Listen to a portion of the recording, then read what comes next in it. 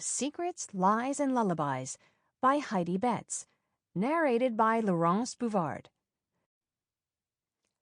Chapter 1. Alexander Bajoran swiped his keycard and pushed open the heavy oak door to his suite.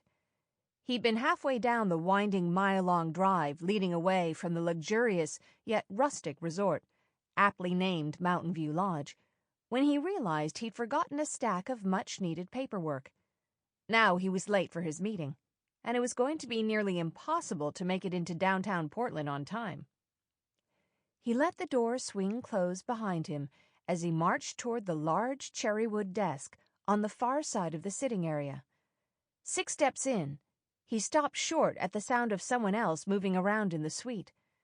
Turning toward the bedroom, he paused in the doorway, taking note of the woman stripping his bed and shaking her rear end to a song only she could hear. She was wearing a maid's uniform, but sadly not one of the sexy French variety. Just a simple gray dress that did nothing to complement her figure or coloring.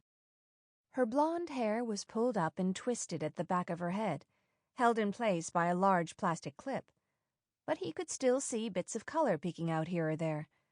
A thin streak of black, then auburn, then blue, running down one side and blending into the rest. Yes, blue. The woman had blue hair, at least a few bits of it. She was humming beneath her breath, the occasional odd lyric tripping off her tongue as she whipped back the top sheet, then a corner of the fitted one. The quilted coverlet was already in a heap on the floor. As she danced around, oblivious to his presence, he noticed the glitter of earrings lining the entire length of one ear. Studs, hoops, dangles. There must have been 7 or 8 in her right ear alone. The left had only 4 that he could see, 3 near the lobe and 1 higher up near her temple. Despite all the silver and gold and jeweled settings, he knew they had to be fake. No way could a chambermaid afford the real thing, which was a shame, because she'd look good in diamonds. And he should know, diamonds were his business. Soiled sheets balled up in her arms, she turned suddenly, jumping back and giving a high-pitched shriek when she saw him standing there. He held his hands up in the universal, "I mean you no harm" gesture. "I didn't mean to startle you," he offered by way of apology.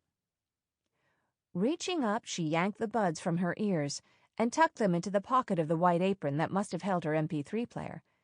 He could hear the heavy beat of her music as Sample complete. Ready to continue?